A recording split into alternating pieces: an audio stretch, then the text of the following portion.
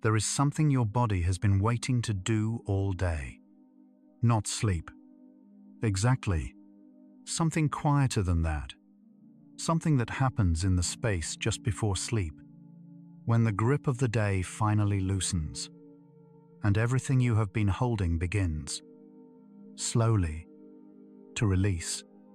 Tonight, you will discover what that release actually does to your brain, your cells, your nervous system, and understand, perhaps for the first time, why letting go is not weakness. It is one of the most intelligent things a human body knows how to do. Welcome to Get Sleepy Science. Wherever you are right now, perhaps lying in a familiar darkness, or feeling the weight of a long day still resting on your chest, allow yourself this moment. You do not need to solve anything tonight. We will trace 100 psychology facts about letting go. From the first millisecond your nervous system shifts out of alert, to the deep biological repair that only begins when resistance fades, to the quiet truth that your body has always known how to come home to itself. These calm explorations of the mind and body create a gathering place for tired souls who are learning, slowly, that rest is not something you earn. A gentle like, subscribe, or quiet share helps others find their way here. People who need this exact kind of stillness tonight. It brings us closer to protecting this space, one sleepy soul at a time. It means everything to us that you are here. Let yourself settle completely now. Feel your jaw unclench, your shoulders drop away from your ears. You do not need to hold on to any of what comes next. Just let these words drift past you like slow water. Sense that warm, gentle heaviness beginning to spread, like your body is finally remembering that it does not need to brace for anything. There is nothing to protect against tonight. You are already safe. Close your eyes and breathe deeply. You are floating where the nervous system finally falls quiet and still. Let your mind dissolve with the soft release of everything held. And now we begin. Letting go is not a feeling. It is a physiological event. When the human nervous system shifts from a state of holding, vigilance, tension, anticipation, into a state of release, measurable changes occur within seconds across the brain. The heart, the muscles, and the digestive system simultaneously. Researchers studying the autonomic nervous system have observed that what we experience emotionally as letting go maps almost exactly onto what the body calls parasympathetic activation. The two are not metaphors for each other. They are the same event, described from two different directions. When you feel yourself finally exhaling, truly exhaling, something real and biological is happening inside you. The autonomic nervous system has two primary modes. The sympathetic branch governs activation, the ancient alertness that scans for anything unfamiliar, tightens the muscles, sharpens the senses, and holds the body in a constant state of readiness. The parasympathetic branch governs restoration, the quieter, older state in which digestion resumes, the heart steadies, and tissues begin the slow, careful work of repair. Most people spend far too many hours in the first mode. The body was not designed to stay there. Letting go, in biological terms, is the act of crossing from one branch to the other. The vagus nerve is the longest nerve in the human body. It branches through the chest and into the abdomen, connecting with the heart, the lungs, the stomach, and the intestines. Remarkably, most of the information flowing through the vagus nerve travels upward, from body to brain, carrying the constant report of what is happening inside. When you breathe slowly and allow your muscles to soften, you change what that report says. The body sends a different message, and the brain, receiving it, responds in kind. Letting go is not passive. It is an act of transmission, a message sent upward through the longest channel in the body. Heart rate variability, the slight, natural variation in the time between heartbeats, is one of the most closely watched indicators of nervous system health. A high heart rate variability suggests a body that can adapt fluidly between states of alertness and rest. A low heart rate variability often accompanies chronic stress, poor sleep, and difficulty releasing tension. Research published in leading psychophysiology journals has consistently shown that practices associated with letting go, slow breathing, progressive muscle relaxation, mindfulness, directly improve heart rate variability within minutes. The heart literally becomes more flexible when you allow yourself to release. Cortisol is the hormone most associated with the stress response. It prepares the body for action, raising blood sugar, sharpening focus, tightening the cardiovascular system. It is useful, necessary, and deeply ancient. But cortisol was designed to rise and fall in short cycles, not to stay elevated across entire days and nights. When we hold on to worry, to plans, to unfinished emotional business, cortisol levels remain elevated long after the event that triggered them has passed. The simple act of letting the body relax begins to lower cortisol, not through effort, through the absence of effort. The amygdala is a small, almond-shaped structure deep in the brain's temporal lobe, and it is one of the most studied regions in all of neuroscience.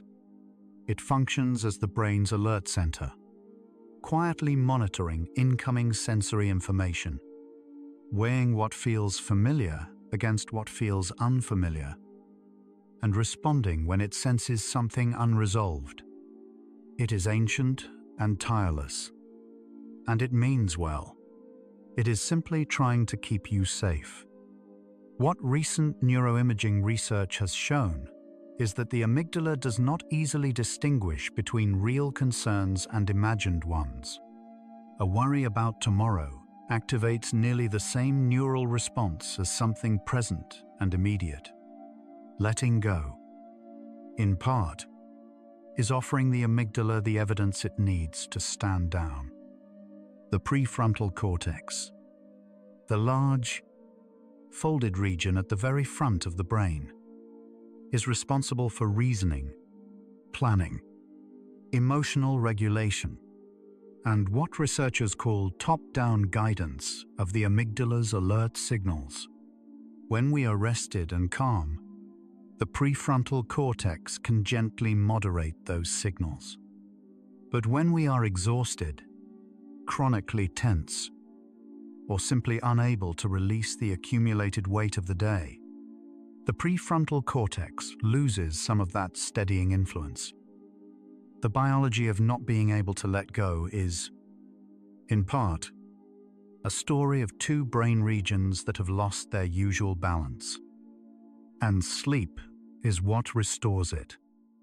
Muscle tension is one of the body's most habitual forms of holding on. Research in psychophysiology has found that people experiencing chronic psychological stress carry significantly elevated baseline muscle tension, particularly in the neck, jaw, shoulders, and lower back, even when they believe they are relaxed. This is sometimes called residual tension, and it represents the body's best guess that it may still need to act. The muscles stay slightly contracted, ready, letting go. On a purely physical level, often requires deliberately inviting these muscles to release, because the body will not always do it automatically. The jaw holds a remarkable amount of accumulated tension. Many people hold tension there throughout the day without ever noticing it is present. A quiet habit. A small and continuous grip on something the body decided long ago it needed to hold. When you gently allow the jaw to soften now, letting the teeth part slightly, letting the lower face go loose, something in the nervous system receives the message. The whole body is listening to what the jaw does. Researchers studying sleep bruxism, the habit of grinding teeth during sleep, have found strong correlations with daytime psychological tension. The jaw and the emotional state are more closely linked than most people realize. When letting go begins, when cortisol starts to fall, when the breath deepens, when the muscles finally soften, the body clears a path for the signals that sleep requires to be heard. This is one of the most underappreciated aspects of releasing the day's tension. It does not merely feel better. It literally removes the neurochemical interference that was preventing the body's natural sleep drive from reaching consciousness. Letting go is not the consequence of sleep beginning. It is often what allows sleep to begin. The body has been ready. The release is what opens the door. The brain has a state it returns to whenever external demands fall away. A network of regions that activates during rest, self-reflection, and the quiet integration of experience. Neuroscientists call this the default mode network, and it was once assumed to represent simple idleness. Subsequent research overturned that assumption entirely. The default mode network is now understood to be one of the brain's most metabolically active states, involved in self-reflection, memory consolidation, perspective-taking, and the weaving of emotional experience into coherent meaning. It is, in a meaningful sense, what the brain chooses to do when the pressure to perform finally releases. Rest is not emptiness. That, at least, is one way to understand it. Sleep pressure, the biological drive to sleep, builds throughout every waking hour through the gradual accumulation of adenosine, a byproduct of neural activity. By the time a full day has passed, adenosine has accumulated in the spaces between brain cells, binding to receptors that dampen alertness and generate the unmistakable pull toward rest.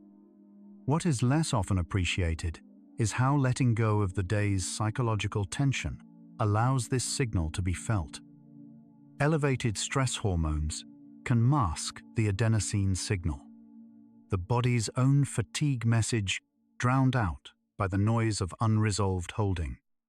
When that noise quiets, the drive towards sleep rises naturally, like something that was always there beneath the surface. Adenosine is sometimes described as the brain's gentle fatigue signal, not a command, but an invitation. Every hour of waking, it accumulates quietly and steadily, softening alertness, drawing the body toward rest. Caffeine works by temporarily blocking adenosine receptors, not by providing energy, but by preventing the brain from hearing its own tiredness. When letting go removes the interference of chronic tension and stress arousal, adenosine is allowed to do its work unimpeded. The sensation of sleepiness arrives naturally, without force. Sleep is already waiting beneath the surface of wakefulness. Releasing the day's grip is how we stop drowning it out. Interoception is the brain's ability to sense the internal state of the body, to perceive heartbeat, breath, hunger, tension, temperature, and a dozen other signals arising from within. Research into interoceptive accuracy has found that people with better awareness of their own internal signals show greater emotional regulation, greater resilience under stress, and, notably, greater ability to release tension after difficult experiences. The body is always sending information. Letting go may partly involve simply learning to receive it, to trust the signals that say the day is done, the work is finished, and it is safe to come back inside. The glymphatic system is one of the most significant discoveries in neuroscience in the past decade.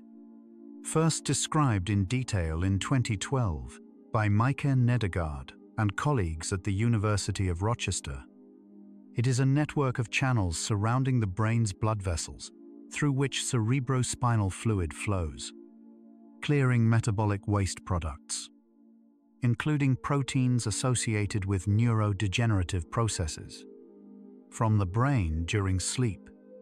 Studies in animal models suggested the glymphatic system may be dramatically more active during sleep than during waking, with some estimates suggesting a nearly tenfold increase.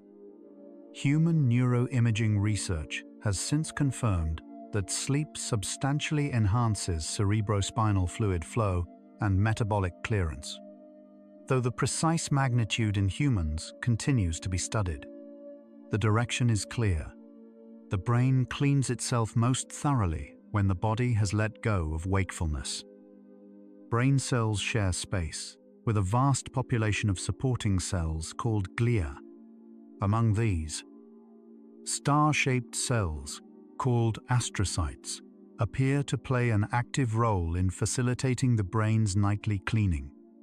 Research has suggested that astrocytes may shrink slightly during sleep, widening the spaces between cells and allowing cerebrospinal fluid to move more freely through the glymphatic channels. This physical reorganization of brain architecture, this subtle opening, happens in the context of sleep and deep rest.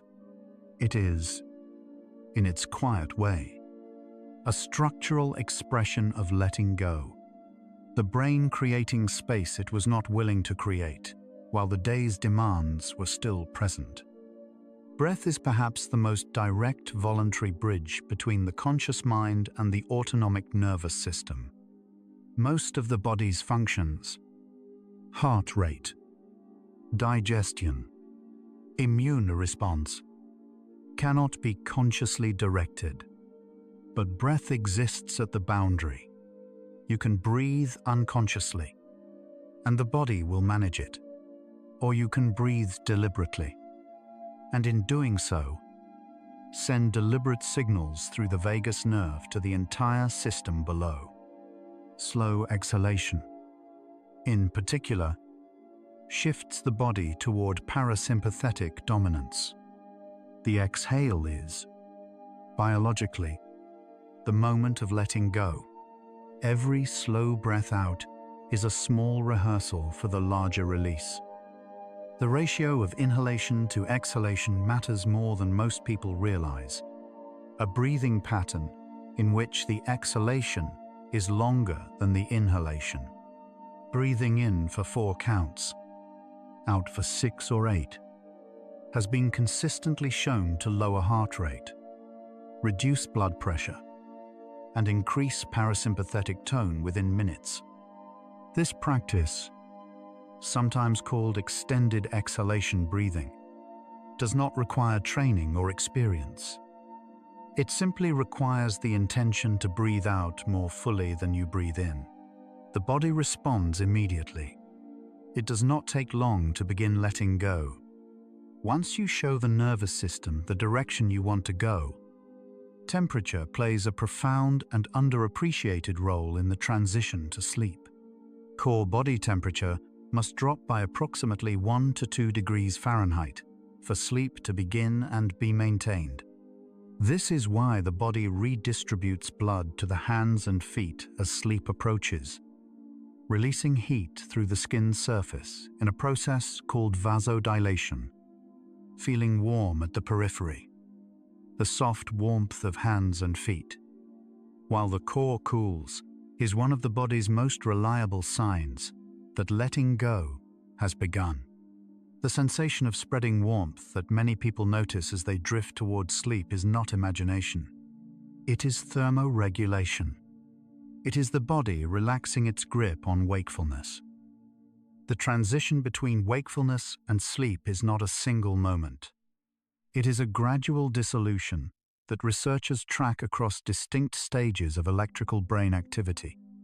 In the hypnagogic state, the borderland between waking and sleeping, brain activity shifts from the fast, irregular rhythms of alert consciousness to the slower, smoother waves of relaxed awareness, and then into the even slower waves that mark the onset of sleep. During this transition, many people experience brief, vivid images or sensations arising without warning. These are not disturbances. They are the brain loosening its grip on the waking narrative. The first, tentative signs of letting go at the deepest level. Alpha waves, oscillating at between 8 and 12 cycles per second, are associated with a state of calm, unfocused awareness. They are most prominent when the eyes are closed and the mind is at rest but not yet asleep. Researchers have found that individuals who produce more alpha wave activity tend to experience lower levels of anxiety, greater cognitive flexibility, and more effective emotional regulation. Alpha activity is also associated with the kind of relaxed, wandering thought that precedes creative insight. When you allow yourself to simply lie still and let thoughts pass without pursuing them, you are likely generating exactly this kind of brainwave. The mind at rest is not idle. It is drifting in a way that waking effort rarely allows. Progressive muscle relaxation is a technique developed by physician Edmund Jacobson in the early 20th century, based on the observation that mental tension is always accompanied by muscular tension, and that releasing one tends to release the other. The technique involves deliberately tensing specific muscle groups and then releasing them, moving systematically through the body from feet to face. Decades of clinical research have confirmed its effectiveness for reducing anxiety, lowering blood pressure, improving sleep quality, and reducing the physiological markers of stress. What Jacobson understood intuitively, neuroscience has since confirmed. The body and the mind are not separate systems, learning two different lessons. They are one system, learning one thing together. The skin is the body's largest organ, and it is exquisitely sensitive to the state of the nervous system. When the sympathetic system activates under stress, sweat gland activity increases, skin conductance rises, and blood is redirected away from the skin toward the muscles. When the parasympathetic system takes over, this process reverses. Skin conductance drops, blood flow returns to the surface, and the skin warms and softens. This is why a person who has let go of tension will often feel and look visibly different from a person who is still holding on. The face softens, the color changes, the entire surface of the body relaxes and opens, like a flower that has stopped bracing for frost. The digestive system has its own nervous system, a mesh of over 100 million neurons lining the gastrointestinal tract, sometimes called the enteric nervous system. This system communicates with the central brain primarily through the vagus nerve, and it is exquisitely sensitive to psychological state. Chronic stress suppresses digestive function. The gut slows, contracts, and becomes less efficient. When the parasympathetic system activates, when letting go truly begins, digestive function resumes, the stomach churns, the intestines resume their rhythmic movement. Even the microbiome, the vast community of microorganisms inhabiting the gut, responds to the state of the nervous system in ways that researchers are actively mapping. And so, in these first 25 facts, a picture is already forming. Letting go is not an abstract emotional gesture. It is a full-body biological event involving the nervous system, the brain's architecture, the heart's rhythm, the muscles, the breath, the skin, the gut. Every system in the body has a letting go mode. Every system waits, quietly, for the signal that it is safe to use it. The question is not whether the body knows how to release. It always has. The question has always been, what prevents the signal from arriving? And what happens, quietly and beautifully, when it finally does? Let's pause here and notice your body. As you breathe out slowly, appreciate each tiny cell inside. Trillions of organisms working in silence. Heart beating, lungs breathing, brain sorting the day's impressions, all without your command. Notice the gentle sensations on your skin, in your muscles, along your spine. Your nervous system is already moving in the direction of release. You do not need to push it. It knows the way. Simply notice the quiet shift already happening inside you. You are already letting go. Now we continue. The parasympathetic state has a sound. Researchers studying heart function under different autonomic conditions have found that the interval between heartbeats becomes more even, more rhythmically stable. When the body enters rest, the heart does not simply slow down. It becomes more orderly, more harmonious. Cardiologists sometimes describe this evening out as cardiac coherence, a term that captures the way the heart's rhythm aligns with the breath's rhythm when tension is released. The heart and the lungs, in a state of letting go, begin to breathe together.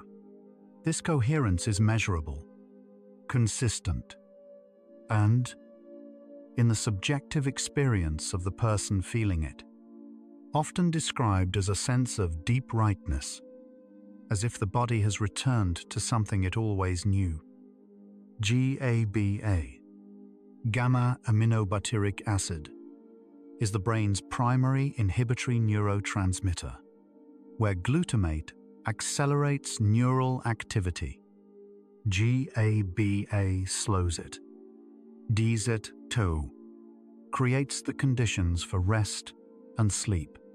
Many widely studied sleep aids and anti-anxiety medications work by enhancing GABA activity. But the brain produces GABA naturally and produces it more abundantly under conditions of relaxation, gentle movement, and psychological safety. The process of letting go, releasing the need to monitor, plan, and defend, increases the brain's own natural sedation. The chemistry of rest is already inside you. It requires only the conditions to express itself. Oxytocin is often called the bonding hormone, associated primarily with social connection and trust. But its role in the body's relaxation response is equally significant and less often discussed. Oxytocin directly inhibits the stress response, suppressing cortisol, reducing the amygdala's alerting signals, and promoting the shift toward parasympathetic dominance. It is released during positive social contact, during moments of genuine safety. And research suggests during the experience of being deeply heard or understood. The felt sense of being safe enough to let go is not purely psychological. It is oxytocin doing exactly what it was designed to do. The concept of psychological safety, the subjective sense that one is not at risk, has become one of the most studied constructs in clinical and organizational psychology over the past 2 decades. Research consistently shows that psychological safety is a prerequisite for the kind of cognitive flexibility, creativity, and emotional openness associated with well-being. It is also, as sleep researchers have noted, a prerequisite for deep sleep. The brain does not enter its most restorative stages in environments it perceives as uncertain or unresolved. Letting go, in its deepest form, requires the felt sense of safety. The nervous system must believe, in whatever quiet way it believes things, that the concern has passed. Norepinephrine is a neurotransmitter and hormone that plays a central role in the alerting response, heightening awareness, narrowing attention, accelerating heart rate, and suppressing all biological functions deemed unnecessary during a demanding moment. Crucially, norepinephrine levels in the locus coeruleus, the brain's primary norepinephrine-producing region, drop dramatically during deep sleep, and drop even further during REM sleep. This chemical quieting is not merely a side effect of sleep. It is one of the reasons sleep is restorative. The brain, during sleep, bathes itself in dramatically reduced norepinephrine. What that feels like, experienced from the inside, is the sensation of finally, fully, letting go. The body's stress response system, the hypothalamic pituitary adrenal axis, or HPA axis, operates on a feedback loop. The hypothalamus signals the pituitary gland, which signals the adrenal glands to release cortisol. But cortisol, once released, feeds back to the hypothalamus and pituitary to signal that the response has been activated. Under normal conditions, this feedback dampens the response over time. The system hears itself and quiets. Under conditions of chronic tension, this feedback loop can lose its sensitivity, and the system continues responding past the point of need. Learning to let go, regularly and deliberately, is in part a process of restoring the system's ability to hear its own signal of completion. Sleep moves through repeating cycles of approximately 90 minutes each, and most adults move through 4 to 5 of these cycles per night. Each cycle contains stages of light sleep, deep slow-wave sleep, and REM sleep. The first half of the night is dominated by slow-wave sleep, the deepest, most physically restorative stage, during which growth hormone is released. Cellular repair accelerates, and immune function strengthens. The second half of the night is dominated by REM sleep, the stage in which the brain processes emotional memories and integrates new experience. Both halves require a version of letting go. Deep sleep requires the body to release wakefulness, and REM sleep requires the brain to release the day's emotional charge. Slow wave sleep, sometimes called deep sleep, is the stage during which the glymphatic system is most active and during which the brain produces its slowest electrical waves, delta waves, oscillating at less than 4 cycles per second. These waves sweep across the cortex in slow, rhythmic pulses, coordinating the transfer of memories from short-term storage in the hippocampus to longer-term networks in the cortex. The brain is deciding, in its own quiet language, what from today is worth keeping. And as those delta waves move through, the metabolic byproducts of a full day of thinking and feeling are gradually cleared. The deepest letting go and the deepest cleaning happen in the same moment. REM sleep, rapid eye movement sleep, was first identified by researchers Eugene Aserinsky and Nathaniel Kleitman in 1953, when they noticed that the sleeping eyes of research subjects moved rapidly under closed lids during certain sleep stages, and linked these movements to dreaming. Subsequent decades of research have revealed the extraordinary complexity of what the brain does during REM. The motor cortex is largely disconnected from the muscles during this stage, a protective mechanism that prevents the body from acting out dream content. But the emotional centers of the brain are extraordinarily active. REM sleep is the night's primary emotional processing workshop. It is where the feelings of the day are sorted, metabolized, and gradually released. Some sleep researchers have described REM sleep as a form of overnight emotional processing, a nightly period during which the brain revisits emotionally charged memories in a neurochemical environment dramatically different from wakefulness. During REM, norepinephrine, the primary alerting neurochemical, is almost entirely absent. The emotional memories are replayed without the chemical signature of urgency. Over-repeated REM cycles. This process appears to reduce the raw intensity of the feeling associated with difficult memories, while leaving the factual content intact. Sleep does not erase what happened. It softens the ache of it. Night after night, it does this quiet work of release. The emotional memories most likely to benefit from this overnight processing are the ones we have been unable to fully release during the day. Research on sleep and emotional regulation has found that people who are sleep-deprived show dramatically elevated responses to emotionally difficult stimuli, the same stimuli that, following adequate sleep, produce a much more measured response. In a very real sense, a night of good sleep is the biology of letting go. The events are the same. The emotional weight attached to them changes while you sleep. What felt unbearable in the evening can feel, by morning, simply like something that happened. Emotions that are suppressed, held in, controlled, not expressed, do not disappear.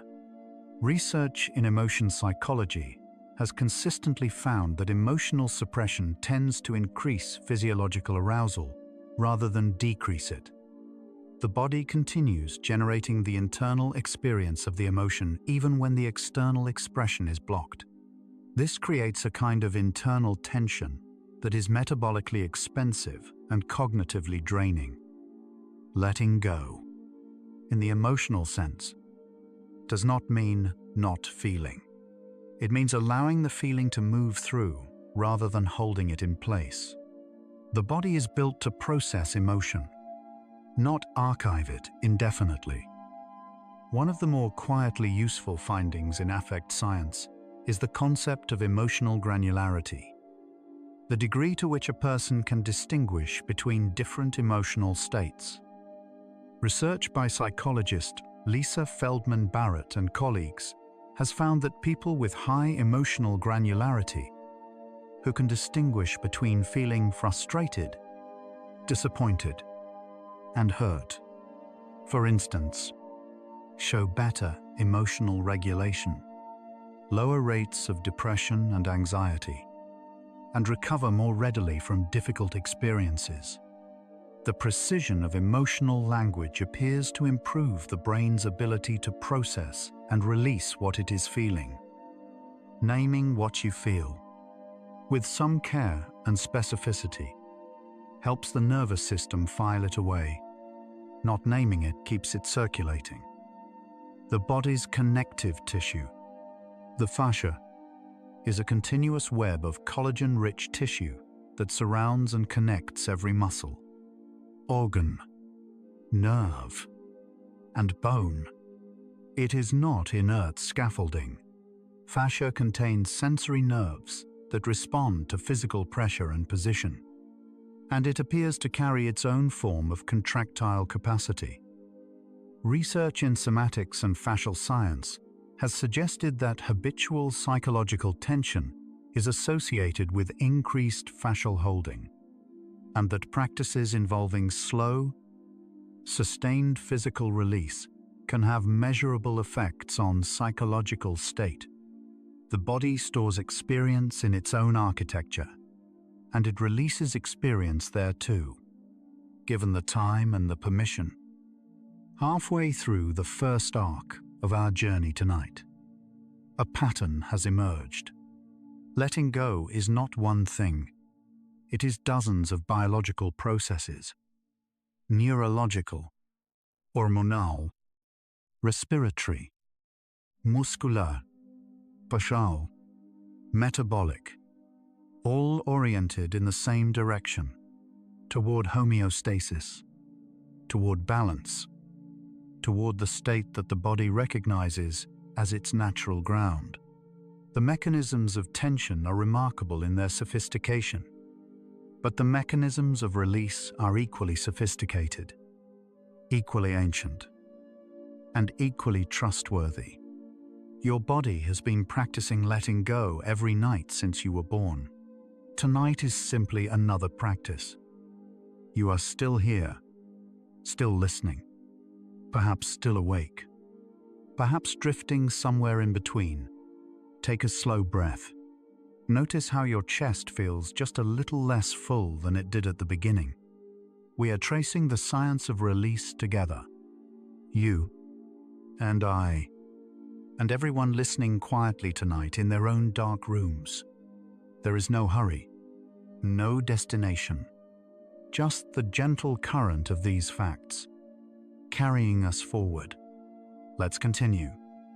The immune system and the stress response are in constant conversation.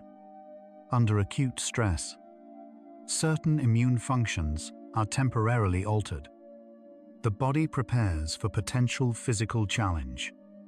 But under chronic stress, prolonged cortisol elevation suppresses immune function, reducing the activity of natural killer cells, T lymphocyte, and other agents critical for disease surveillance and cellular repair.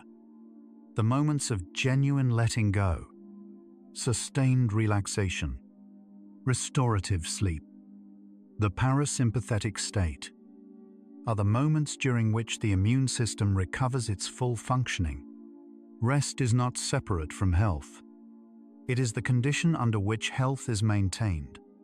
Telomeres are the protective structures at the ends of chromosomes, sometimes compared to the small caps at the tips of shoelaces, preventing the genetic material from fraying.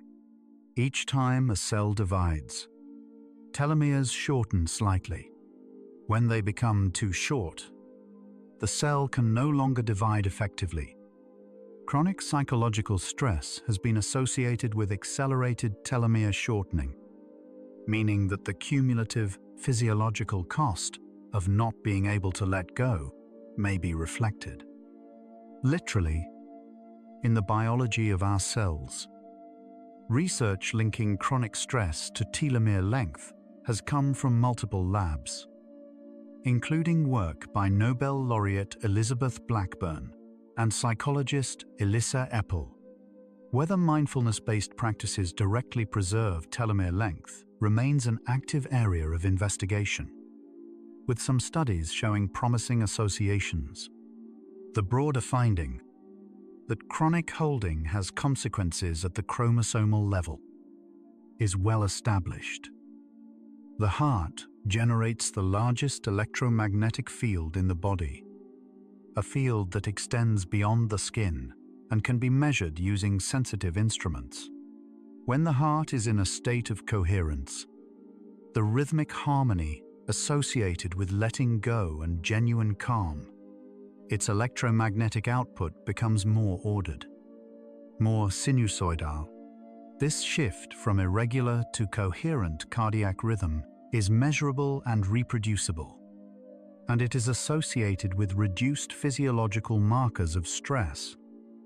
Whether this field interacts meaningfully with the physiology of those nearby remains an open and intriguing question in psychophysiology research, one worth sitting with.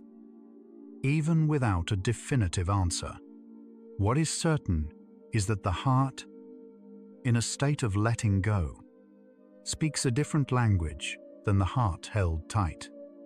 Self-compassion, the practice of treating oneself with the same kindness one would offer a good friend, has emerged as one of the most empirically robust predictors of psychological well-being in the past 2 decades of clinical research. Psychologist Kristin Neff, who developed the primary measurement scale for self-compassion, has found that self-compassion is more strongly associated with resilience, emotional stability, and the ability to release after difficulty than self-esteem. Self-esteem depends on performance and comparison. Self-compassion does not. It is available regardless of outcome, and it appears to be, neurologically, one of the most efficient routes to parasympathetic activation that psychology has found. The insula, a region of the brain tucked inside the lateral sulcus, folded beneath the temporal and frontal lobes, plays a central role in interoception, emotional awareness, and the integration of bodily and emotional experience. Research using functional neuroimaging has found that the insula is consistently active during states of emotional release, particularly during moments of compassion, awe, and the letting go of self-focused rumination. It is, in a sense, the region that helps the brain know what the body is feeling, and helps the body know that those feelings have been acknowledged. Letting go may require, among other things, simply being witnessed by one's own nervous system. Rumination, the repetitive, passive dwelling on distressing feelings and their causes, is one of the most reliable cognitive patterns associated with depression and anxiety. It is also one of the clearest descriptions, in psychological terms, of the opposite of letting go. Research has found that rumination activates the amygdala, sustains cortisol elevation, disrupts sleep, and consumes cognitive resources that would otherwise be available for adaptive processing. The content of rumination is rarely new. The same thoughts circle because the brain is attempting to process something it has not yet been given space to complete. Letting go does not always mean stopping the thoughts. It sometimes means giving them enough stillness that they no longer need to repeat. The brain's resting state network, the default mode network, includes regions involved in self-referential thought, memory, and the generation of personal narrative. When this network is healthy and well-regulated, it allows the mind to wander productively, integrating experiences, generating insight, and resting in a kind of open, unclenched awareness. When it is pulled into cycles of worry, the same circuits can become the architecture of rumination. The difference between healthy rest and anxious repetition may be, in part, a matter of whether the narrative self is holding on or letting go, whether the story the mind is telling has room to end. There is a concept in acceptance-based psychology called experiential avoidance, the tendency to resist, suppress, or escape internal experiences that feel uncomfortable.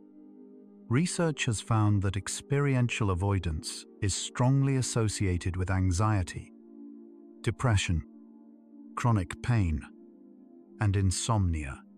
The attempt to not feel something keeps the nervous system engaged with the very thing it is trying to avoid. Acceptance-based therapies, which include acceptance and commitment therapy and mindfulness-based cognitive therapy, work in part by encouraging the opposite, allowing the experience to be present without fighting it. Counterintuitively, this tends to reduce its intensity and duration far more effectively than resistance does. Sleep onset difficulty. The trouble of falling asleep, despite genuine fatigue, is associated in research with heightened cortical arousal and what sleep scientists call sleep effort. The vigilant attempt to make sleep happen. The harder a person tries to sleep, the more the monitoring mind remains active, scanning for evidence of failure, letting go of the effort to sleep, releasing the goal, allowing whatever state the body is in, without judgment, has been found to be significantly more effective at producing sleep onset than trying harder. The body falls asleep more readily when the mind stops insisting on it. Rest arrives in the space that effort vacates. Halfway through our journey tonight, the answer to the question we began with is taking shape. When you finally let go, truly, biologically let go, your cortisol drops, your heart steadies, your muscles release, your breath deepens, your immune system resumes its work, your brain begins its nightly cleaning, your emotional memories begin their overnight processing, and your cells are protected from the accelerated wear of chronic holding. Letting go is not surrender. It is not weakness, or passivity, or giving up. It is the most profoundly restorative thing a human body knows how to do, and it is waiting for you tonight, as it waits every night, patiently, without judgment, with everything already prepared. Let each breath guide you to realize time is yours tonight, a separate stream that only you are living. While the world outside continues its turning, this moment, this breath, this heartbeat, this quiet, belongs entirely to you. Every muscle you carry, every thought still circling, every feeling still unresolved. You do not need to resolve it before you sleep. Everything that needs to happen will happen. The body knows the sequence. Your only task is to allow the next breath. And we continue drifting. Touch is one of the most direct pathways to the parasympathetic state. The skin contains a specialized class of nerve fibers, C-tactile afferents, that respond specifically to gentle, slow contact and send signals directly to regions of the brain associated with social bonding and emotional regulation. These fibers respond most readily to touch at speeds of roughly 1 to 10 centimeters per second, approximately the pace of a caring caress. Research has found that gentle self-touch, including placing a hand over the heart or on the abdomen, activates similar circuits. The nervous system does not always require another person to feel held. The body can remind itself of safety through its own quiet gestures. The experience of awe, the response to something vast, beautiful, or beyond the ordinary, has been found in research to reliably shift the nervous system toward a calm, pro-social state. Psychologists Dacher Keltner and Jonathan Haidt have described awe as an emotion characterized by perceived vastness and the sense that existing mental frameworks may be insufficient for what is being encountered. Researchers found that awe reduces self-focused thinking, lowers certain inflammatory markers in the blood, and increases feelings of connection. In its quietest forms, the sight of a night sky, the recognition of something much larger than oneself. Awe is a gentle form of letting go of the self's ordinary concerns. Color and environment interact with the nervous system in ways that researchers have documented across multiple contexts. Environments with softer, cooler visual tones tend to produce lower heart rates and reduced physiological arousal compared to environments dominated by warmer, more activating colors. The nervous system may still carry ancient associations: open sky, wide water, that certain visual environments quietly invoke. Whatever the mechanism, the body responds to its surroundings. And darkness, the absence of color, may be the most calming environment of all, the one in which everything that has been stimulating the visual system is finally, gently, allowed to rest. Time spent in natural environments, or even viewing images of nature, has been found in a growing body of research to reduce stress biomarkers, including cortisol, blood pressure, and sympathetic nervous system activity. Attention restoration theory, developed by Rachel and Stephen Kaplan, proposes that natural environments restore directed attention by providing a mode of engagement they call fascination. Effortless, gentle noticing that does not deplete cognitive resources. The mind, surrounded by nature, does not need to try. It drifts. It rests. It lets go without deciding to. The body seems to remember, in the presence of the natural world, that it was always part of something larger and quieter than the day's demands. The gut microbiome, the vast community of bacteria, fungi, and other microorganisms inhabiting the gastrointestinal tract, produces a range of neuroactive compounds, including serotonin, G, A, B, A, and short-chain fatty acids that influence brain function and mood.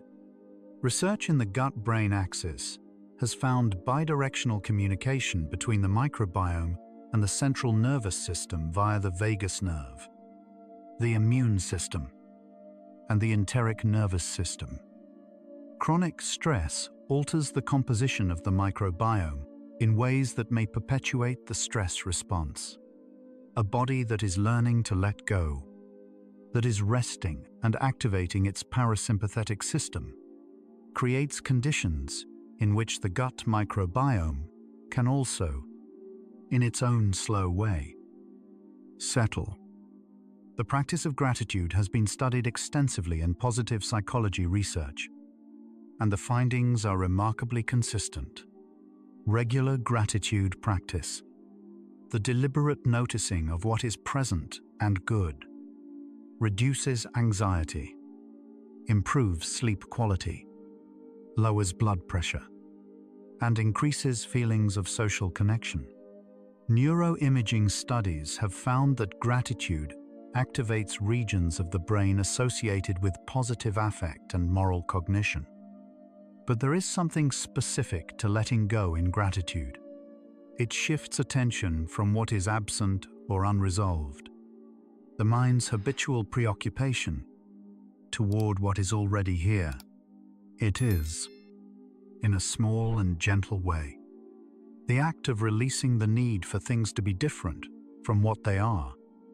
The basal ganglia, a group of structures deep in the brain associated with habit formation, movement, and the selection of actions, play a role in what neuroscientists sometimes call behavioral gating, the process by which the brain decides which responses to allow and which to hold in check. During the transition to sleep, Basal ganglia activity shifts as the need to act gives way to the permission to rest. The body's habitual readiness begins, gradually, to stand down, what we call the effort to stay awake. The grip of wakefulness loosens not through force, but through a quiet reconfiguration of these deep structures, as they recognize that the time for action has passed. Music has been used as a sleep aid across cultures for millennia, and its effectiveness is now well supported by research. Studies have found that listening to slow, predictable music, with a tempo of approximately 60 to 80 beats per minute, before and during sleep onset, reduces cortisol, lowers heart rate, increases parasympathetic tone, and improves subjective sleep quality. The rhythmic predictability of music appears to entrain the brain's own oscillations, gently drawing neural activity towards slower frequencies. The brain, hearing a steady rhythm, tends to synchronize with it. Music does not lull the nervous system to sleep by accident. It offers the body a pace to follow, and the body, gratefully, follows. Research has found that mindfulness meditation practice is associated with changes in how the brain responds to emotionally activating stimuli. A landmark study by Sarah Lazar and colleagues at Massachusetts General Hospital, using structural neuroimaging, found increased cortical thickness in regions associated with attention and interoception in long-term meditators. More recent research has explored whether shorter interventions produce similar effects, with some studies finding reduced reactivity and improved emotional regulation after programs as brief as 8 weeks. The results vary across studies, and longer practice appears to produce more consistent change. The brain is not fixed. Its response to the world, including its tendency to hold tension long after the need has passed, can be gently and durably shifted. Yawning is associated with thermoregulatory function, helping cool the brain, and appears at the boundaries between neural states. It increases at sleep onset and upon waking, those moments when one state is dissolving into another. It is contagious across social groups, including across species, suggesting a communicative or synchronizing function. When you yawn right now, if you do, it is your nervous system announcing, quietly, that a transition is already underway. The body does not wait for permission to begin letting go. It begins the moment the conditions are present. Sometimes a yawn is the first sign that they are. The body's natural pain modulation system, the endogenous opioid system, is activated during states of deep relaxation, sustained calm, and restorative sleep. Endorphins and related compounds bind to opioid receptors throughout the brain and body, reducing the perception of discomfort and generating a sense of warmth and well-being. This contributes to the characteristic feelings of deep physical comfort associated with the moments just before sleep. The heavy, warm, loose sensation that many people describe as the body finally giving itself permission to rest. The body produces its own comfort. The conditions for its release are already present in the simple act of lying still and allowing the day to end. Research into the neuroscience of forgiveness, a specific and complex form of letting go, has found that the genuine release of a grievance produces measurable reductions in cardiovascular reactivity, cortisol output, and sympathetic nervous system activity. Neuroimaging studies have found that forgiveness activates regions of the prefrontal cortex associated with reasoning and emotional regulation. and reduces activity in regions associated with vigilance and emotional alarm. These are not small effects. The biology of forgiveness overlaps substantially with the biology of relaxation. The body, it appears, cannot entirely distinguish between releasing a grievance and releasing a muscle. Both are acts of the same quiet, unwinding.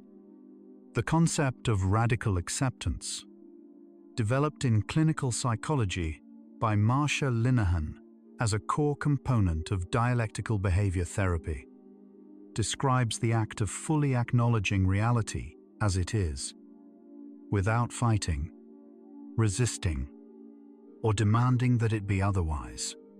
Research on acceptance-based interventions has found that radical acceptance reduces emotional suffering, not by solving the problem, but by removing the additional layer of pain created by the resistance to it. The original difficulty remains, but the amplification created by the fight with it dissolves.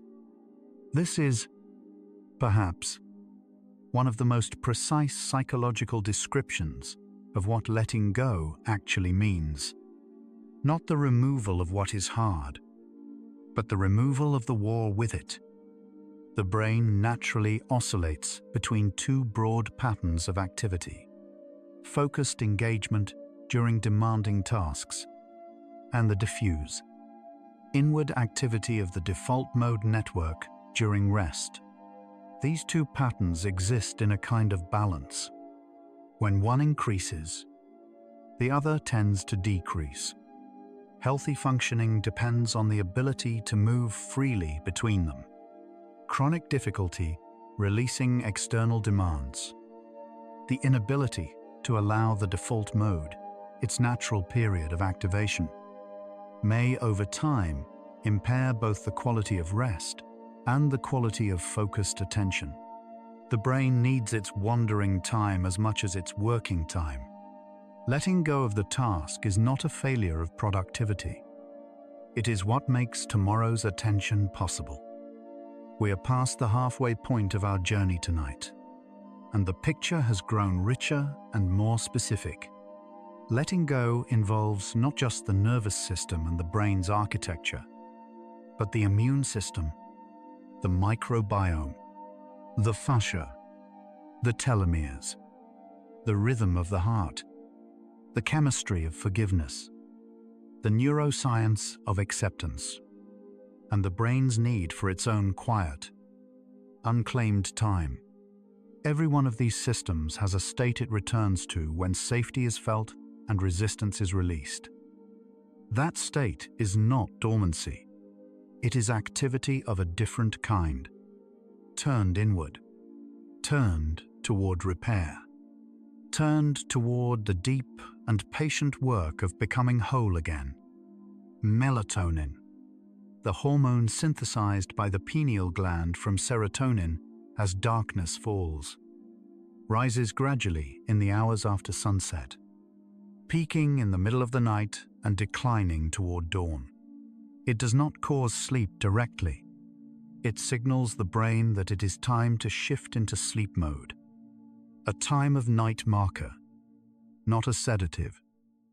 The pineal gland's sensitivity to light means that even brief exposure to bright light, particularly blue spectrum light, can suppress melatonin and delay the body's natural letting go signal. In the quiet dark where you are now, your melatonin is already rising, the body already beginning the chemistry of release, without your asking. Psychological flexibility, the ability to adapt behavior in response to changing circumstances while remaining connected to what matters, has been identified in extensive research as one of the most robust predictors of mental health across clinical populations.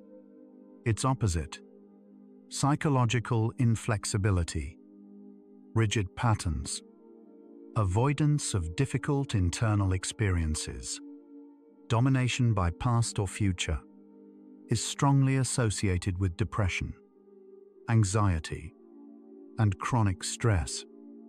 Learning to let go, in this framework, is not abandonment of values or purpose. It is the development of a more fluid relationship with experience. The capacity to hold what matters lightly enough that it can be carried without exhausting the carrier. The practice of body scan meditation, the systematic, non-judgmental attention to different regions of the body, typically moving from the feet upward, has been studied extensively in mindfulness-based stress reduction programs developed by John Kabat-Zinn at the University of Massachusetts Medical School. Research has found consistent effects on sleep quality, pain perception, anxiety, and cortisol levels following sustained practice. What the body scan accomplishes, at its simplest, is bringing the mind's attention to the places in the body where holding on is happening, without asking anything of those places except to be noticed. Often, that noticing alone is sufficient to begin the release. Serotonin plays a central role in mood regulation, appetite, digestion, and the preparation for sleep. During waking, serotonin-producing neurons in the raphe nuclei are most active. During NREM sleep, their activity decreases. During REM sleep, they fall almost silent. This progressive quieting of the serotonin system through the night is part of the neural signature of letting go, a gradual dimming of the daytime chemistry of directed activity. The body's chemistry does not switch abruptly between states. It transitions, slowly and continuously, like light changing across an afternoon. Each stage of the night is a deeper version of the release that began the moment you lay down.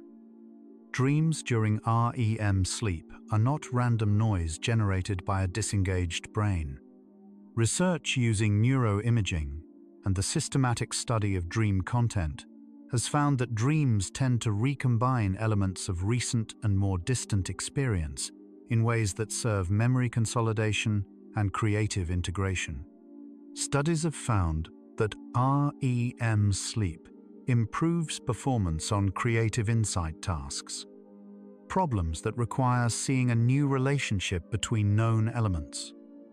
The dreaming brain is a brain practicing letting go of the fixed categories of waking thought, mixing and recombining experience without the constraints of what is literally possible. Creativity, at its neural root, may be a form of the mind releasing its grip on what it already knows. The experience of being deeply moved by music, by beauty, by a meaningful moment, is associated with a characteristic physiological response researchers call frisson, a wave of sensation moving across the skin, often accompanied by a feeling of expansion in the chest. Researchers found that frisson is associated with dopamine release in reward-related regions of the brain. The autonomic response is nuanced. The body experiences a kind of pleasurable activation at the boundary between heightened sensation and deep release. It is, perhaps, what it feels like when the nervous system is moved by something larger than itself. A brief, beautiful confusion of wonder and surrender. Sleep inertia, the grogginess felt immediately upon waking, is a period of incomplete transition between sleep and wakefulness, during which certain brain regions remain in a sleep-like state, while others have returned to waking consciousness. Researchers found that sleep inertia is stronger following abrupt awakening from deep sleep stages, and weaker following awakening from lighter stages near the end of a natural cycle. The body, allowed to finish its letting go, to complete the full arc of the night's work, wakes more easily, more gently, more ready to begin again. The quality of the morning is often a reflection of the completeness of the night's release. The process of memory consolidation during sleep involves the quiet reactivation of neural patterns laid down during waking experience, an unconscious rehearsal of what was learned, seen, or felt during the day. Research has found that this reactivation occurs primarily during slow-wave sleep for procedural and factual memories, and during REM sleep for emotional and associative memories. The brain, during sleep, is actively sorting and selecting, deciding what deserves to be kept, what can be released, and what connections are worth making. Sleep is the night editor of the day's manuscript, and letting go is what allows the editor to work. The hypnic jerk, the sudden involuntary muscle contraction that can briefly startle a person just as they are drifting off, is a normal and benign neurological event related to the transition between wakefulness and sleep. As the motor cortex begins to disengage from voluntary muscle control, a brief burst of activity can produce the sudden contraction. Some researchers have proposed an evolutionary origin. In early hominids, the relaxation of postural muscles during sleep in trees may have been interpreted by the brain as falling, triggering a brief corrective response. Even the body's letting go has its own moment of startled hesitation. One last check before the long, quiet surrender. 3/4 of the way through our journey tonight, the science of letting go has revealed something quietly profound. The body is not designed to hold on indefinitely. Every system, from the molecular level of cortisol and telomeres, to the cellular level of the glymphatic flush, to the tissue level of fascial release, to the organ level of the heart's coherence, to the neural level of the amygdala's quieting, to the psychological level of acceptance and self-compassion. Every system has a release state that it is oriented toward. The body wants to let go. It has always wanted to let go. What we call rest, what we call sleep, what we call peace.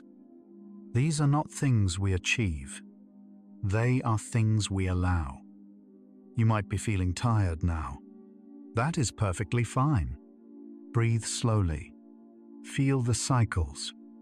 Your heart has been beating since before you could remember, finding its rhythm without instruction. Your breath rises and falls in its own ancient time. Your cells have been repairing themselves in darkness every night of your life, without needing to be asked. You are part of a system that knows how to care for itself. You don't need to hold on to anything.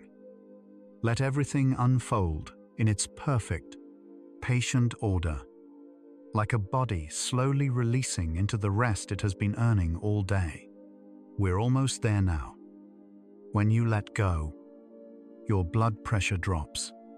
The smooth muscle cells lining the arteries relax. Blood flows more easily. The heart works less hard. The whole system, built for a moment of alertness that has now passed, finally stands down.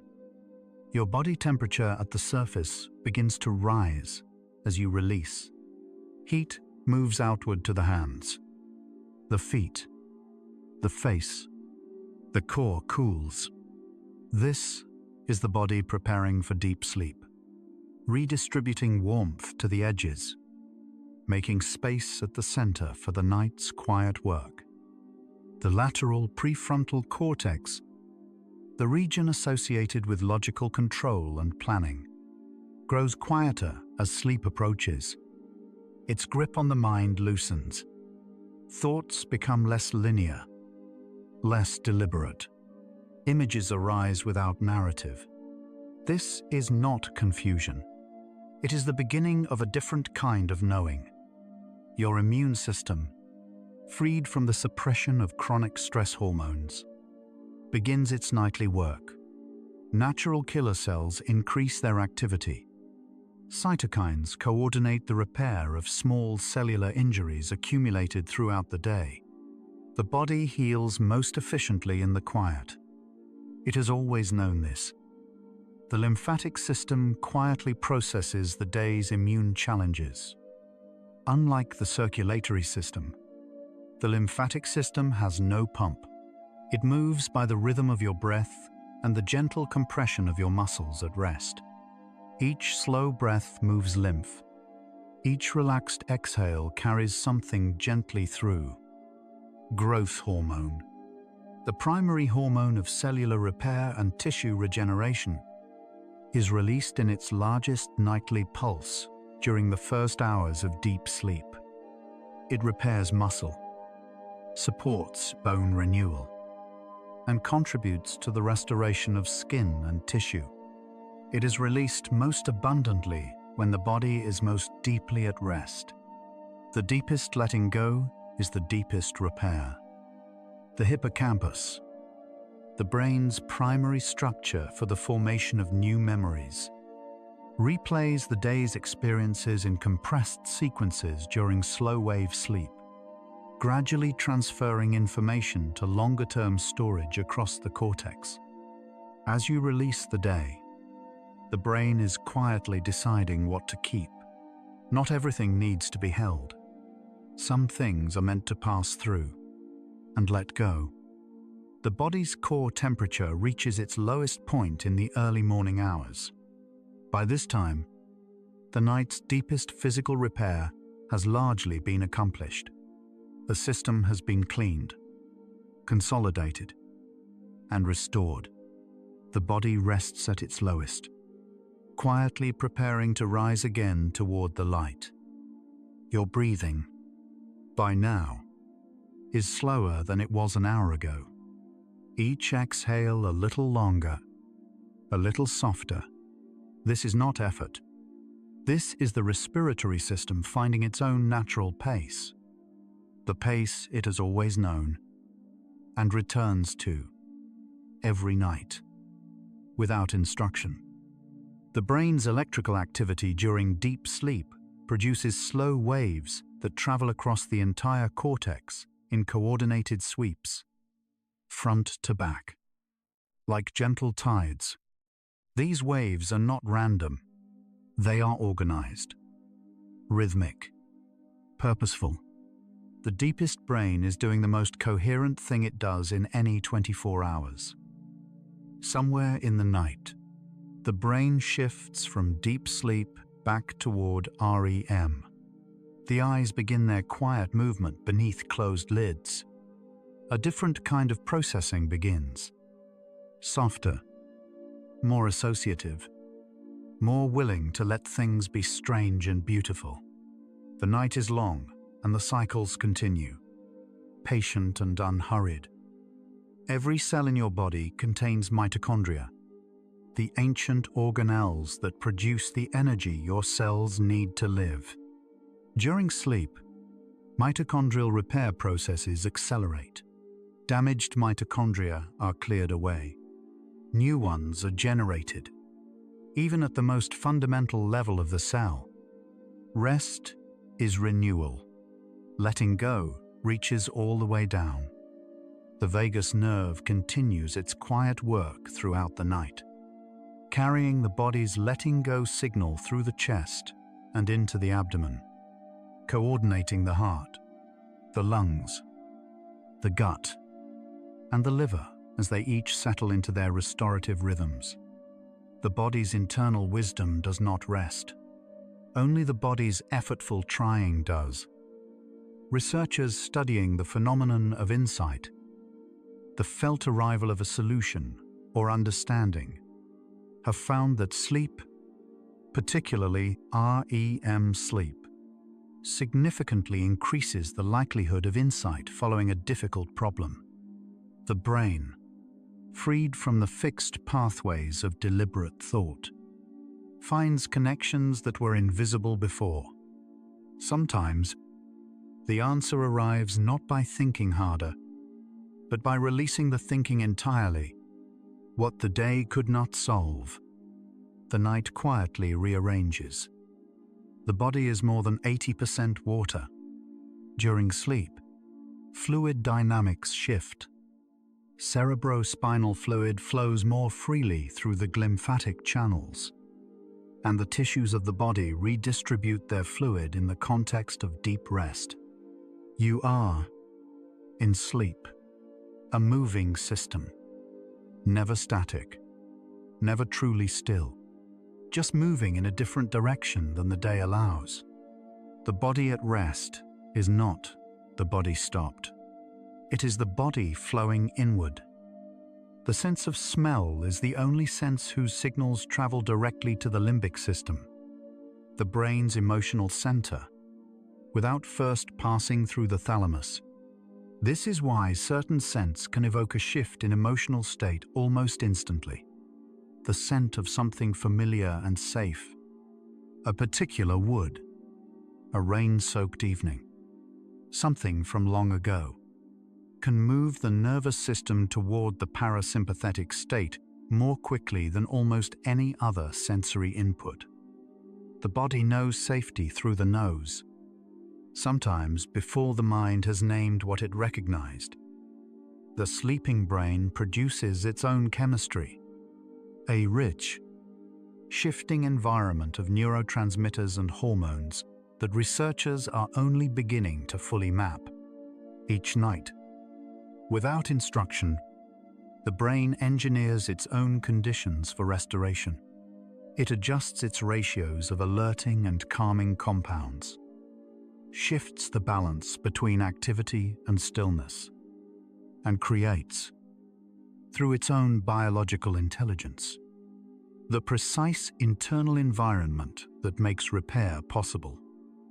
You do not need to understand all of it. You only need to allow it to happen. The prefrontal cortex's steadying influence over the amygdala's alert signals is restored by sleep. Studies comparing emotional reactivity before and after a night of sleep consistently find that adequate rest restores the prefrontal cortex's capacity for gentle regulation. What felt overwhelming the night before often feels more manageable in the morning. Not because the facts have changed, because the brain has rested enough to hold them from a greater distance.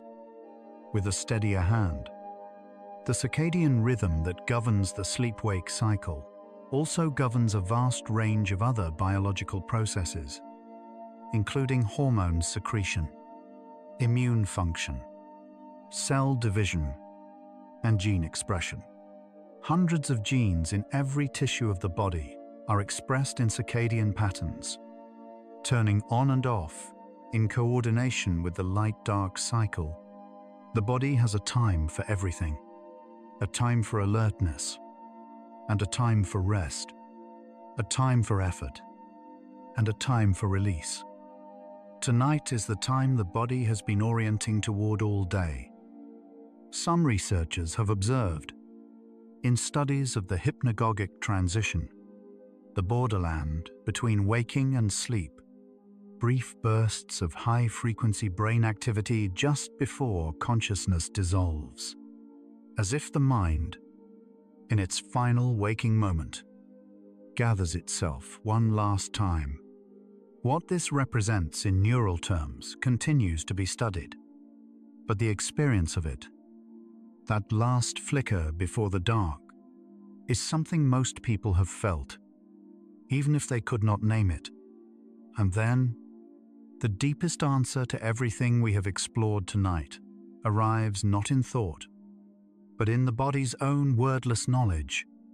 Every system that has been waiting, the glymphatic clearance, the immune patrol, the emotional processing, the cellular repair, was always ready. They needed only the silence that letting go creates.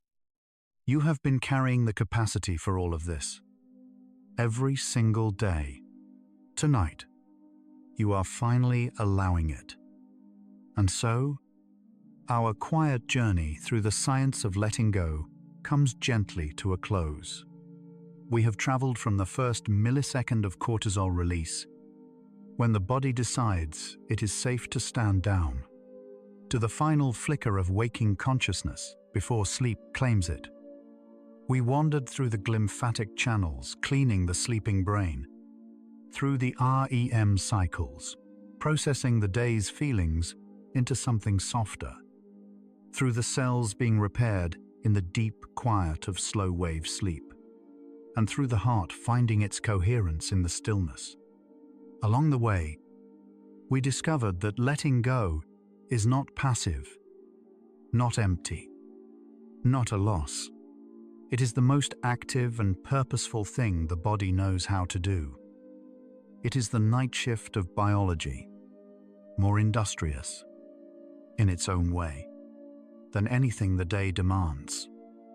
The science of letting go reminds us that much of the body's most important work happens in the surrender, not in the striving, not in the monitoring, not in the holding tight, but in the moment the muscles soften, the breath deepens, and the long day finally releases its claim.